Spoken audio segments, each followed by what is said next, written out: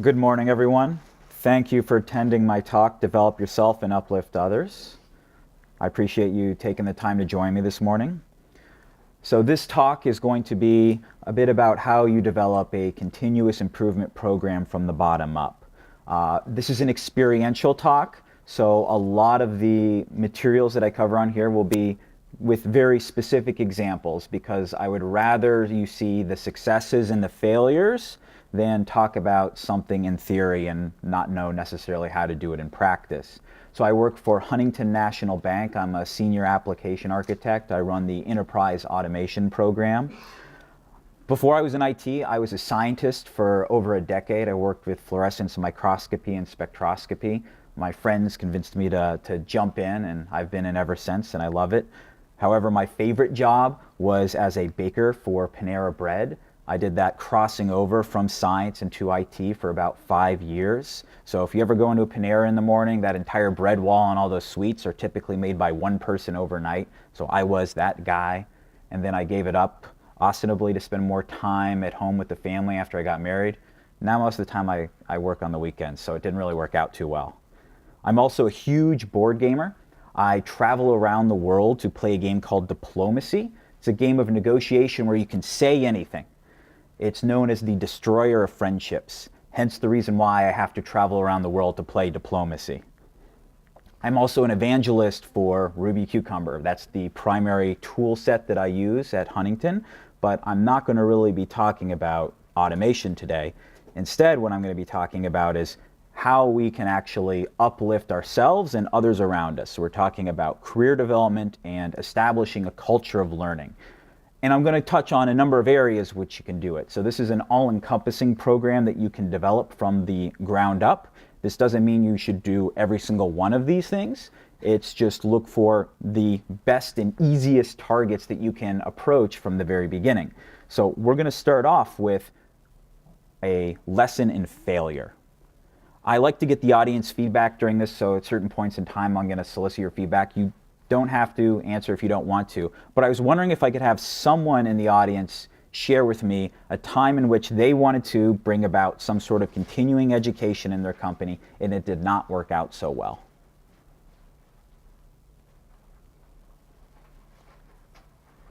I know there's one person in the audience in particular who made an attempt. Everything's worked out perfectly? This is just a refresher of existing. This is more of a personal journey and trying to encourage others as opposed to actually managing it. Because the company I work for is a big global company. We're all trying to make sure that everybody's skill sets are continuously updated and refreshed because of how much technology keeps changing and the pace is getting quicker, and so you have to do more to keep up. Especially in a big consulting firm like the one I'm in. So they've recently, without getting into too much detail, there's recently been this sort of refreshed look as to how people can easily dig into a number of different skill sets and start learning things, and then sort of start building a curiosity that grows from there. This week, I was in the middle of a meeting about trying to reinforce the importance of this, and I've been okay with being in these sorts of things because I figured, okay, through repetition, this thing gets enforced and it inspires others. I've been okay with being on it myself and trying to find the time to learn some things, but it's been difficult for me to trying to get this sort of thing in for my colleagues. Whether it's they have their own things because I'm admittedly single, and so on the weekends I have some of the personal time to do that, and most of my colleagues have families, and sometimes and I can understand it's difficult to balance things out. Not to mention I have to take an hour to commute from the west side of Cincinnati to Milford, and then another hour to come back from Milford. So that eats up time as well, and of course I gotta make dinner and everything else. But I still want to keep my colleagues inspired somehow and even take some inspiration from them. And I don't think I've done enough in doing that, whether it's getting the message in or at least trying to join in reinforcing and spreading the message, because I do have a great amount of respect for these colleagues. I've been helpful for them and they've helped me out. And so if it gets serious enough to the point where someone's going to end up left behind, I'd feel ashamed if I simply walked away from them and didn't help them out in some manner. Yeah. So I think your specific, experience is one that I think is very common for our field, in that organizations do not necessarily value learning through their colleagues. So they have a particular tech stack that they have, and at certain points we all are either forced to make updates or the market dictates that, but no investment is necessarily made for the colleagues, and then most of the time it's left up to us to do it on our own time. Now, there is a certain amount of personal responsibility we take. However, if the company has to keep up with the rest of the market and there's going to be constant changes because we work in a very knowledge-based field, an experience-based field, then we need to adjust our view, however possible, to make sure that that learning occurs on-site during business hours. And this is not something that's common for most companies in the US. In fact, USA Today poll found that only 26% of companies support on-the-job training, so learning. So most of the time for us, it's events like these occur on a Saturday rather than a work day. And for a lot of us, when we go to conferences or professional events, we're doing it on our own time. So we want to find a way to get the company to adopt this and make something that they consider as part of their culture of learning. There we go. So let me talk a little bit about my journey, so how I got here. When I initially joined my company, Huntington, I found that there were two individuals at my company that co-organized a conference in Columbus. Maybe you've heard of it. It's QA or the Highway, run every February. However, both of these individuals, one of which is sitting here, so you know I'm not lying about this, they spent their own time organizing this conference. They took their own personal days to go run the conference. There was no promotion internally about the conference that goes through our corporate email or their version of Facebook. And no one really attended from my company. So two co-organizers, yet you did not have people participate in there. And I came from a background in science where you're expected to attend professional groups and conferences and present posters and technical papers. So this was shocking to me, because this is the only way we can really advance and stay up to date with the industry, is to constantly learn and refine our skills. And so I took this as a challenge for the organization to get the people that I'm associated with, and then after which the people at large within the organization, to attend these professional groups, to receive on-the-job training. And so the first place I started was actually exploratory testing. So I came in explicitly to develop the automation program at Huntington, but I found that the people I was training did not know how to actually write effective test cases. They did not have the skill set to be good testers. So why would we build automation on top of that? All they're going to do is build flaky or terrible test cases that are not going to actually provide good value. So I started with exploratory testing as a 5-part series that I trained as a lunch and learn.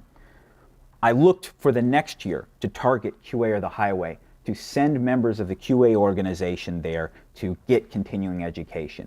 And I did so through contacting their direct managers as well as promotion.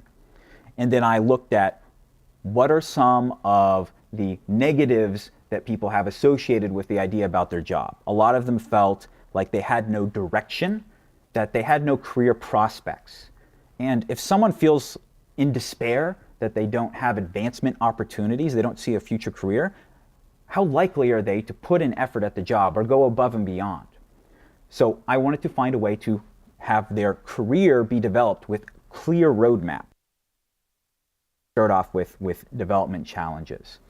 Some of this is from the view of the organization for their people.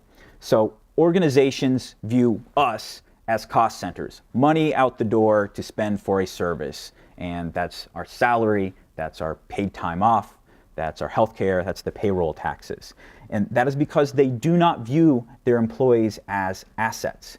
But consider, for instance, what happens when someone walks out the door. Someone experienced 10, 20 years leaves. You cannot just simply replace that person for a lower salary and expect the same results. That person has domain knowledge. You have to account for the time it takes to ramp up that new person, to integrate them in with the team, and for them to be successful. That lag time is going to affect our project delivery, and ultimately that's what the company cares about. So if we replace someone on the team, are they going to say, all right, let's put off our delivery date? No, they still have the same expectation that you're going to deliver on time. This is why we should treat the people at our organization as assets. We're investing in them because the knowledge they have, the experience they have is something that is valuable to the organization. And replacing someone or adding in someone new to the team, there's going to be lag time for that person to be ready to go. No one out of the box can just jump into an organization and be successful. There's a lot of processes you have to pick up, as well as some domain knowledge.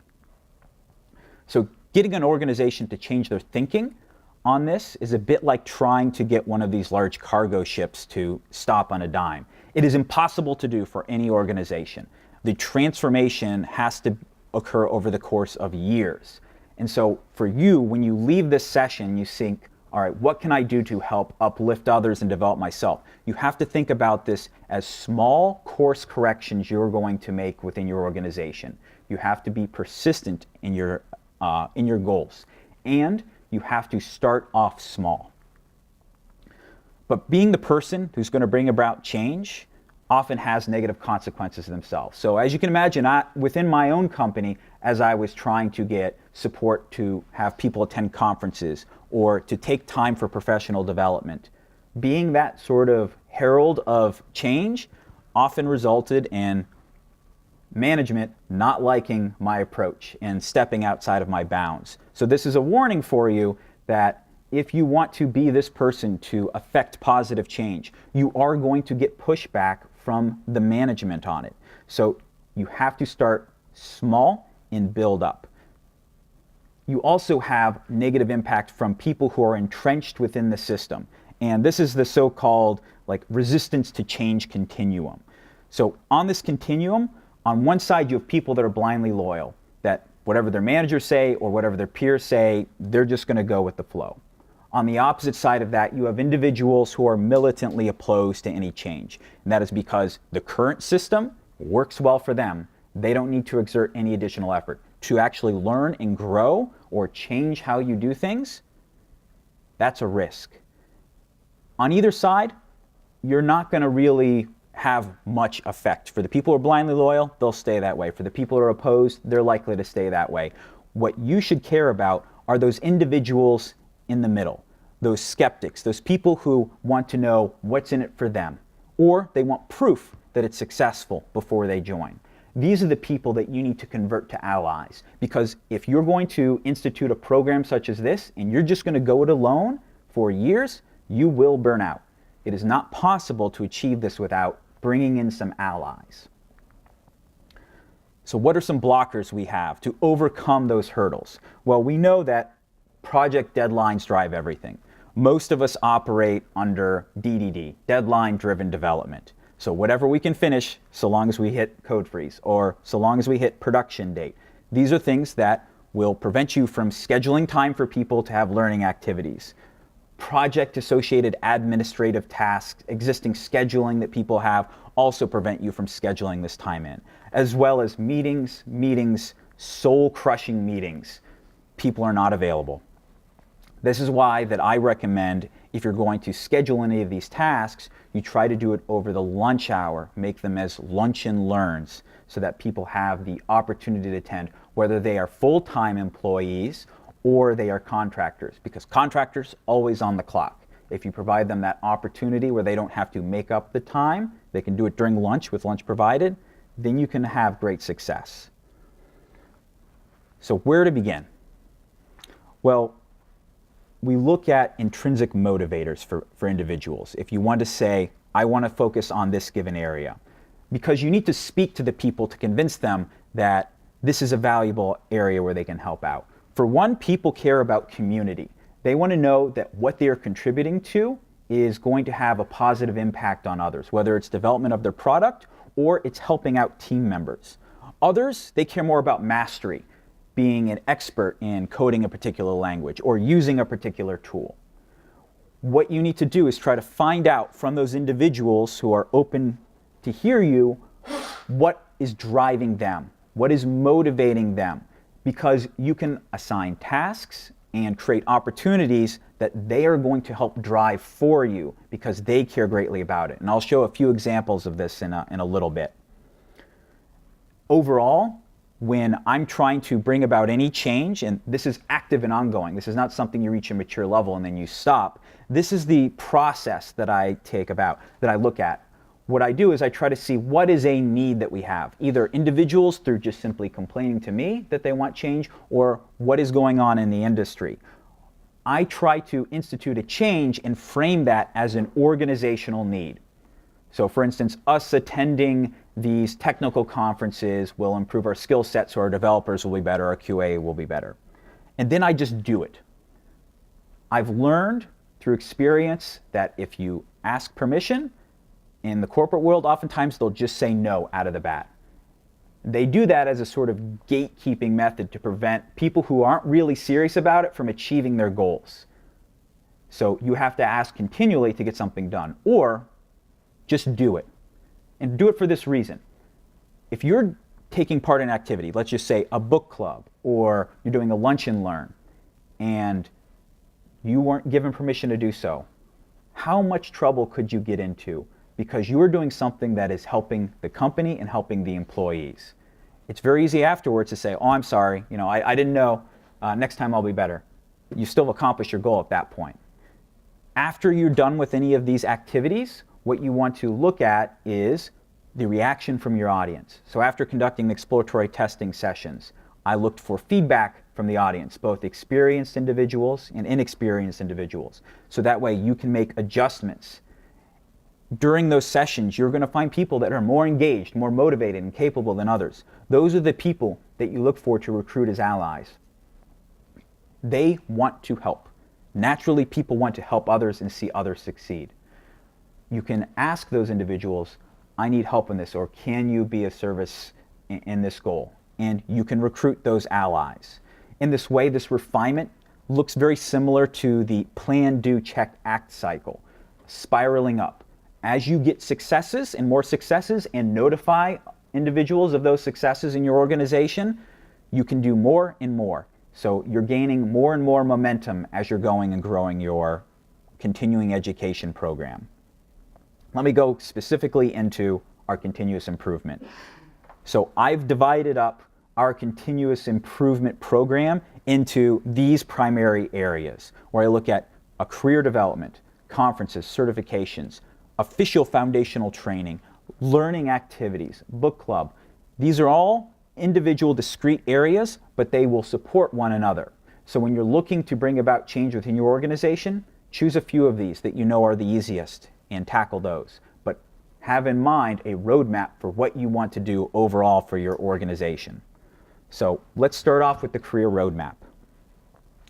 So when I'm helping out other individuals, those individuals who are in despair because they felt like they had no career at my company, I first looked and took a baseline. What do they do day to day? And what are all the other individuals do day to day who are in that similar role? And this can be across business segments within your organization. You want to get a good idea, not just of what you see when a job is posted, but what they actually do. You then take a look at benchmarking activities. Where do they want to be? Just simply asking someone, what do you want to do? Look at similar roles within the industry. Oftentimes these are ones that are posted, or you'll have colleagues, people that you meet with on LinkedIn that you can ask and solicit this. Because what you're trying to do is build out a profile of what their ideal job is. You want to put this on paper, so that way they have their current state and they have their goal state. Because then we can start working towards someone achieving their career. And we reformat all of those goal statements as SMART goals: specific, measurable, achievable, relevant, and time-bound. Something that they track. I use an Excel sheet that outlines what their current role is, what their target state is, and associated SMART goals with all their target state. Putting this down in writing, having something that is actionable and something that they can work towards and achieve is valuable, not just for themselves, but also for them to provide it to their manager to show that they are motivated and yes, they meet all the requirements that are needed to move up a level. Or in certain cases, if you see that it's not possible within your organization, then it may be for that individual that their best path forward is actually outside the organization. And that's okay, because this is about making sure that people can go into work and be happy and identify where they are lacking as well as where they feel the company is lacking, because this will help us refine our activities. Additionally, I also recommend the people I work with generate an achievements list. Many of us have to sit in a sort of mid-year or end-year review with our manager. Sometimes it's very formalized that the company puts out, oftentimes through HR. Other times it's informal. Separate from that, separate from what the company standards are. Within my group, I have every single one of the people who works under me, as well as the individuals who are interested, generate. This achievements document is something that is maintained similar to a diary throughout the year of who are they helping? What projects are they supporting? What are the successful outcomes of those? Are they working on any continuing education opportunities such as training sessions, giving lunch and learns, attending conferences, professional groups? Everything that they do that is a positive value add either for themselves or the organization, track that. Track that, because when you have to sit in those mid-year, end-year review, you're immediately done. You don't have to worry about spending the full day to write it up because you've written it up until that point. And secondly, you can show value beyond other people within your role that this is what you are doing for the company and the value you're providing. It will also be a good indicator if you are lacking in any one of these specific areas of next year, or for the latter half of this year, I need to focus on this to make myself a more rounded individual. Or I need to uplift others who are in my organization if I am a middle manager, upper manager, such that we meet these criteria. So generating an achievements document is very valuable. Each member of my team does it, and they vary from just a few pages to a dozen pages long, where they're updating this throughout the year. Why is this valuable? Well, we're looking from the bottom up, not the top down, in terms of a career roadmap.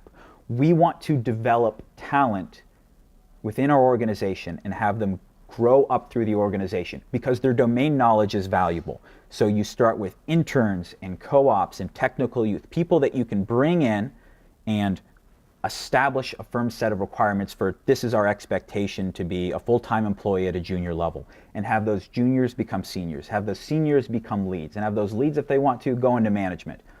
I'm in management now. I don't know why you'd want to. Lots of meetings, lots of project tracking. Playing with code is much fun, much more fun than this.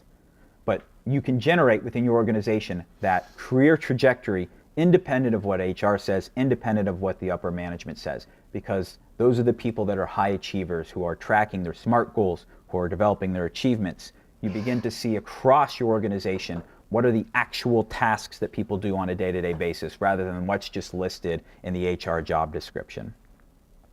So just keep that in mind. Interns, co-ops, technical youth. These are the people you start with at universities like this, Cincinnati, where they're coming up through Comp Sci. Oftentimes, many of us are not given that opportunity. We don't see that clear path into industry. So you need to reach out to those people, go to career fairs, job fairs, provide them that path. Grow people up through your organization. Now people suddenly have a roadmap in front of them. They have opportunities that they otherwise wouldn't have. The despair disappears because they see, hey, I may be an automation tester, but this is how I become a front-end developer. Or this is how I become a requirements analyst. Or I wanted to get into data analytics. This is how I can do it. So they can move outside of their box. Here's a good example of that. I'd like to tell you that this is stuff that's done in practice, not just in theory. So this is the Young Women in Tech Code Camp. So this was started in absence of any upper management at Huntington. This Young Women in Tech Code Camp was run in Columbus this past summer for Nepali Bhutanese refugees. These are all girls aged 13 to 17. They had a week-long code camp, all taught by volunteers from Huntington, taught from web development to automation testing to online security, with volunteers for every single day. Their food was all provided by local eateries at no cost. The facilities were provided by Columbus State. This was all accomplished by a colleague of mine, Sarala Pandey, and her daughter, Ashtha, who's 16 years old, in absence of management. In fact, management didn't even recognize this when it made it onto 10 TV News. It wasn't until this was published online internally that the CEO of our company saw it. And then suddenly, our CIO and CTO where all claps about this. This is as good as a lesson in that with this extraordinary effort, you still may not get that recognition initially. So you have to be persistent. And of these girls, likely many of them will join us as interns in the future when they go to college. So start within your community and build up. Foundational training. So I had you outline previously in your career roadmap what people do on a day-to-day basis. This will give you an idea of what is the foundational training you need at each level, from your junior to senior to your lead level. So you want to identify what are the key activities people go through day to day, what are the tools, what are the technologies they require at each level. And from each one of those, you want to develop training courses, documentation. These training courses can also be taught during lunch and learn, so you don't have to worry about taking up someone's time. So if your organization does not value learning on the job, you can put this in place yourself. Individuals who previously would have to wander on their own or pair with others within their team to occasionally learn versus establishing something as a standard. Doing this for each role that you have is valuable. And let me show you an example. So with automation, I had to take a large group of individuals who never coded in their life and teach them how to automate, so how to code. Well, knowing that they did not have that background and knowing that I could not affect project delivery times, we developed foundational training that first had them use our test framework, be able to be successful with it and deliver test cases, and then later on teach them those foundational principles of coding for Ruby. So that's why in our listing up here of these 18 courses, we actually have them learn objects, classes, variables, strings, hashes, arrays later on. So we first teach them how to drive the car, and then we teach them how to change the oil, how to change the tire, how to take the engine apart and put it back together. This is all from understanding where people's current level is at in terms of their skill set, identifying their target state, and then assigning a training for each one of those core areas so that way they can be successful. Now this is something that has become standardized. So everyone within the organization who is either hired as an automation developer or is looking to switch from another role to automation will take one of these courses through. They at least need the first phase. All of them by the end of their first year will have received all the training. Each one of these is set up as a 1-hour session that is often taught in pairs or in groups over lunch. So supplemental learning. Foundational training is important because it directly helps the organization, but we don't want to stop there. We want to create a culture of learning within our organization. This goes to back to the intrinsic motivators. We want individuals to feel like they're achieving something of greater value than simply delivering on a given project at their work. We want to give them the option to explore into areas because they're more than just the job title or the job description. So you want to identify learning opportunities, and the people who you work with are going to be the ones that will tell you, hey, I want to learn about machine learning or artificial intelligence, or I want to learn about blockchain, or whatever popular jargon we want to toss out there.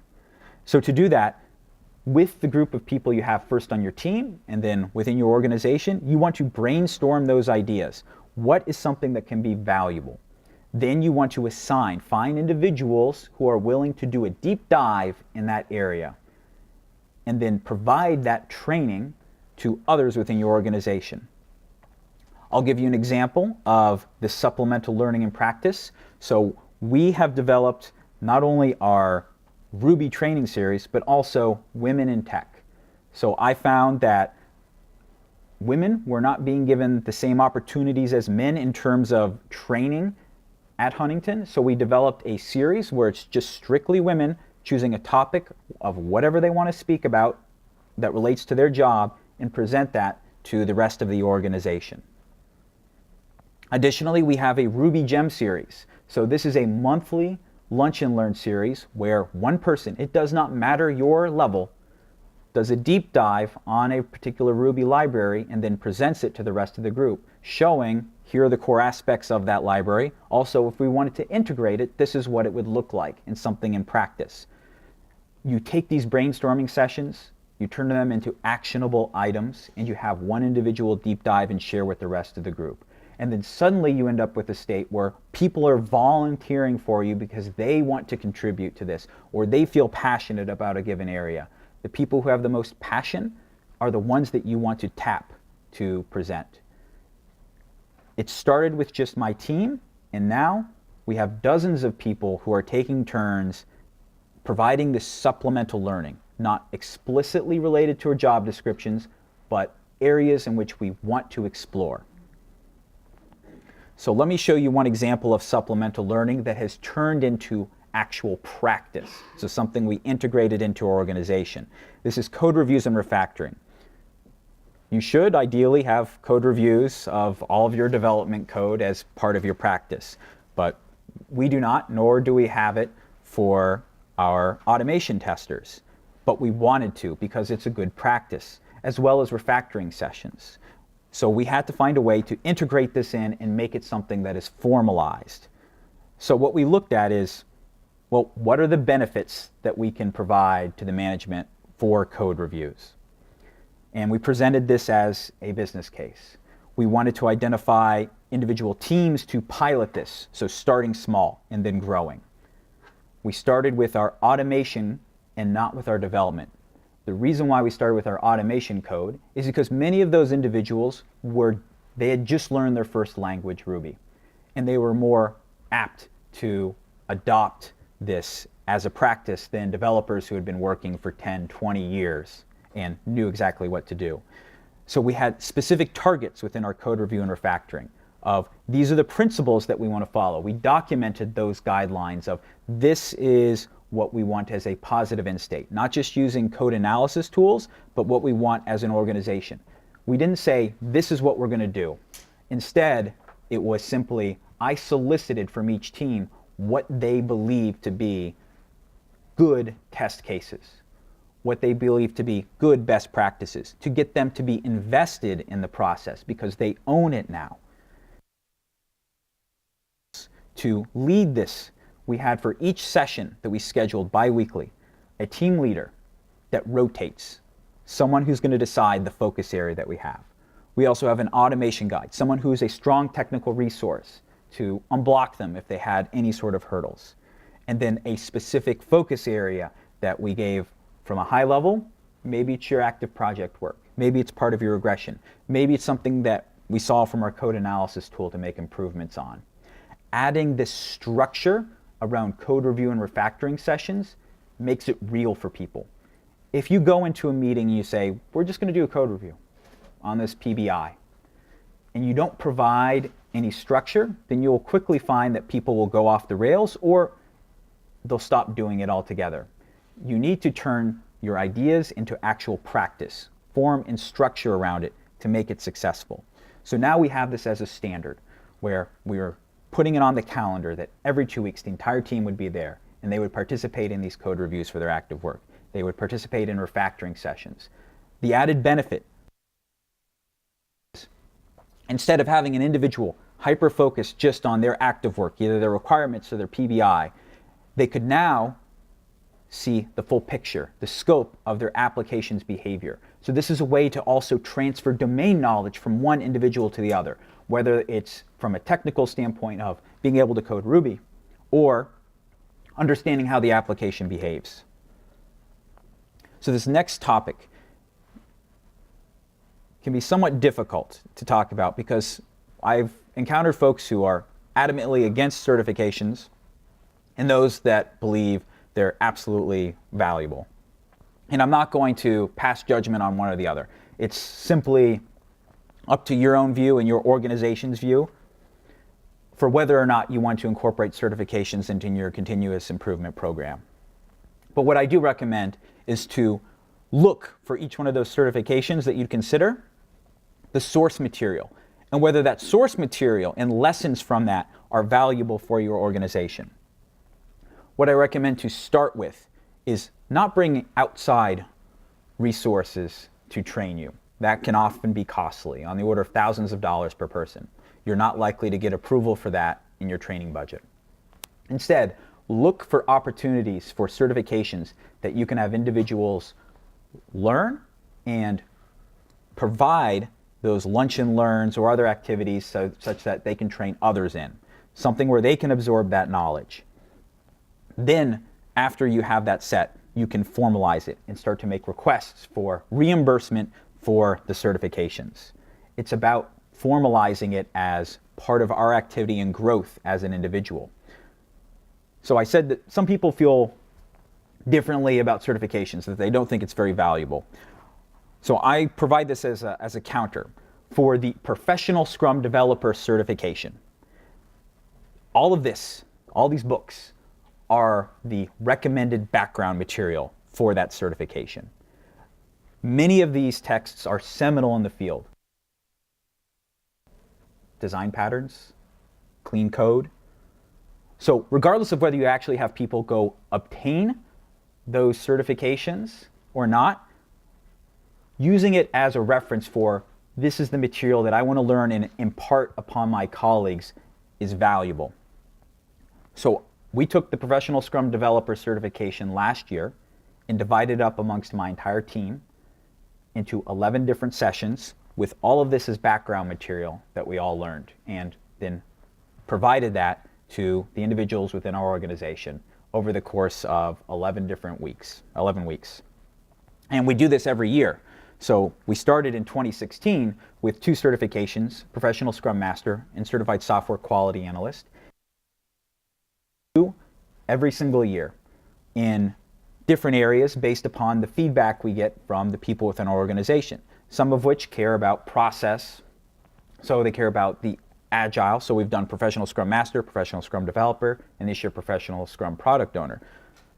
Others, because we started off in the QA org, care about testing activities. So we used Certified Software Quality Analyst, Certified Software Tester in subsequent years. This year we just finished our training for Certified Jenkins Engineer, so tooling. So many of these certifications have material that are just openly available for anyone to gather. It's not sort of hidden behind a paywall. And I would recommend you looking for those ones that have material that's freely provided.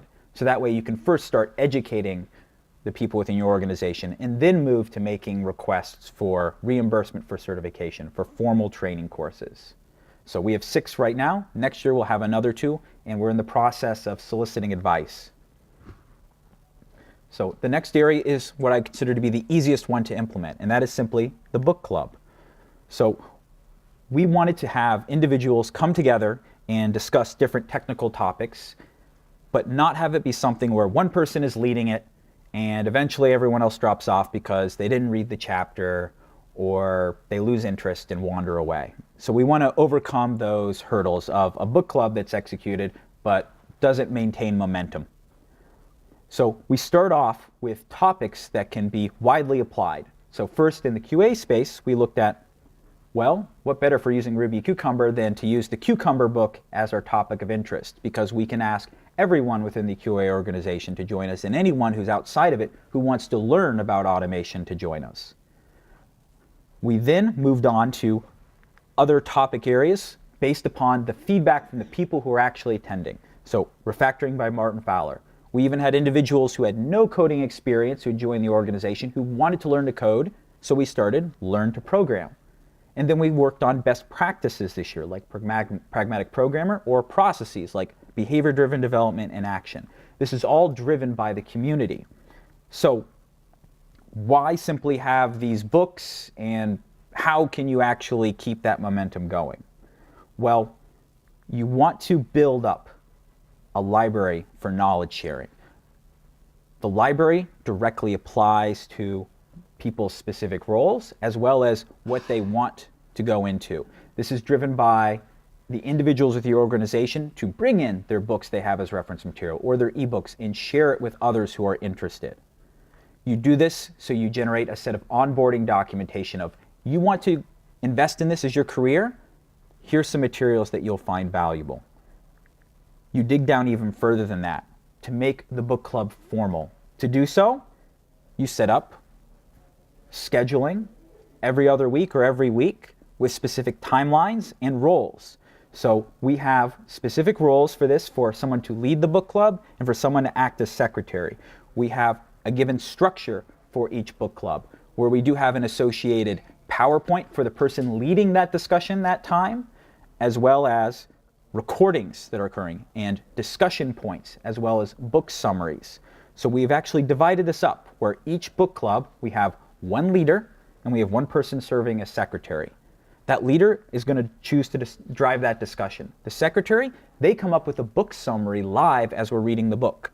So that way, if you were too busy with project work or dead in meetings, can still attend the session, because the discussion will be independent of whether you read the chapter, and the book summary will be a Cliff Notes format, so you can quickly skim that before you come in, so that way you can participate.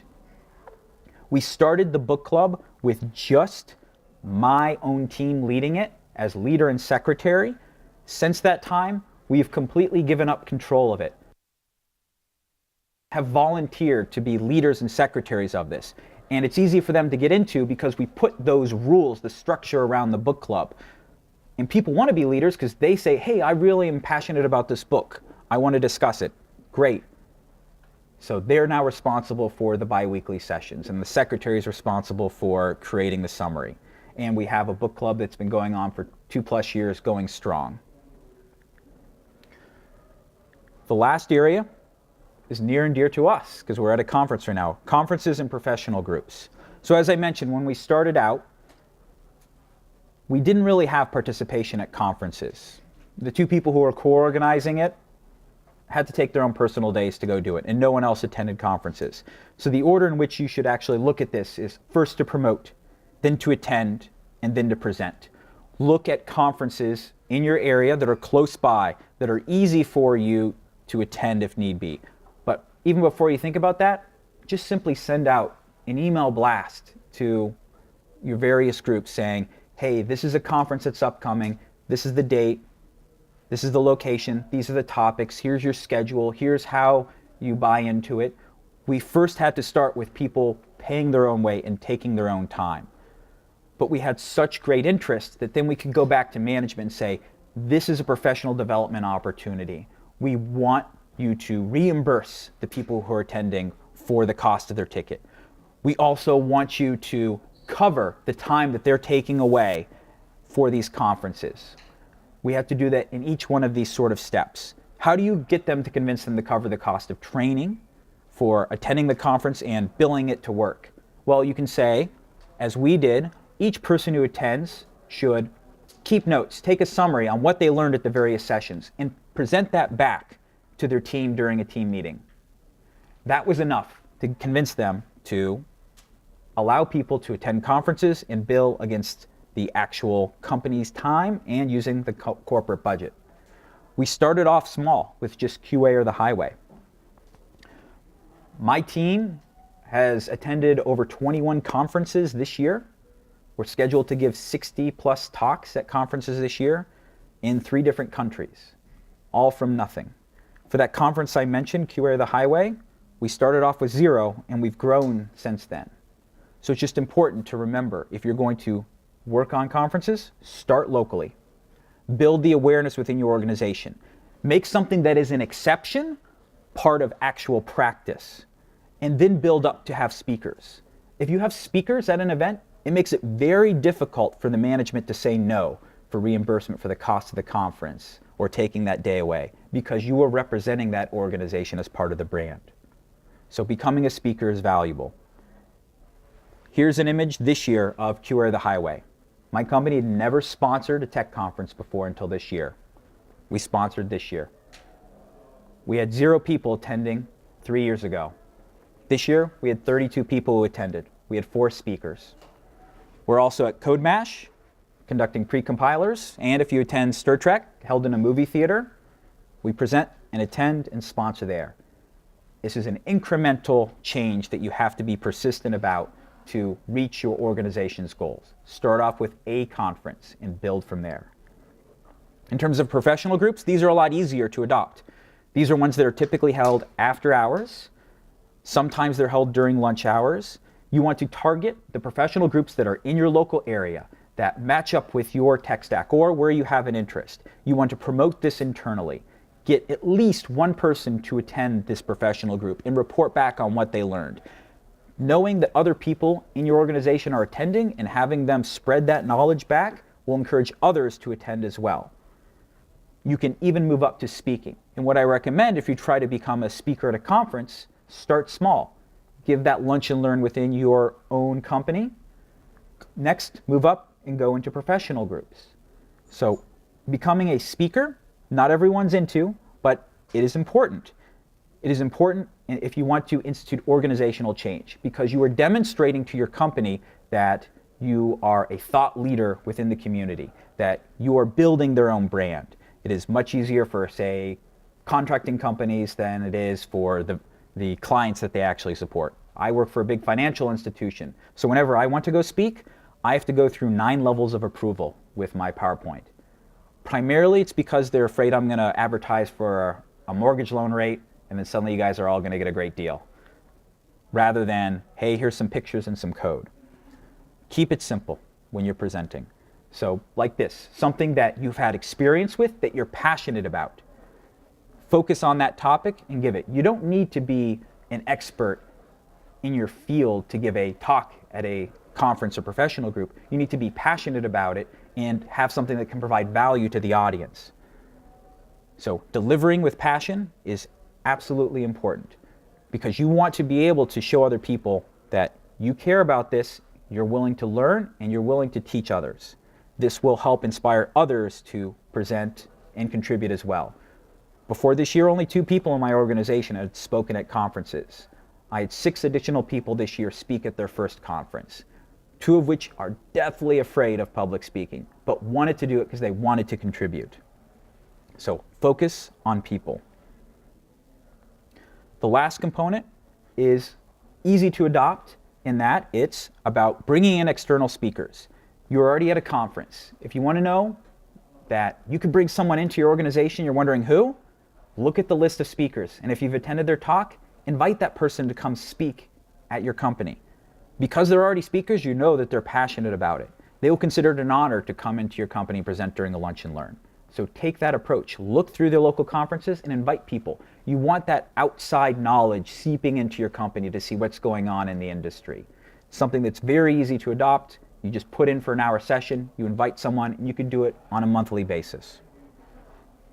So in summary, it may be difficult at first, but it's definitely worth it for ground up change, that you starting small within your organization and having a positive impact on the top levels. You should be persistent about it. You are going to have people that will resist you along the way, your peers, your upper management. But if you stick with it, you will be successful. You want to focus on investing in yourself first. Develop a career roadmap for yourself, because you are your own best investment.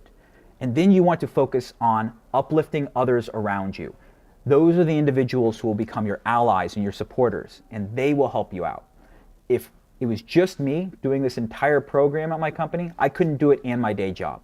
But we've brought in dozens of other people to contribute, and now we have the momentum. And it's expected that individuals attend conferences, they attend these lunch and learns, they receive the foundational training, to a learning culture within the organization. So thank you all for your time. I will take your questions afterwards in case some of you want to get to your next session.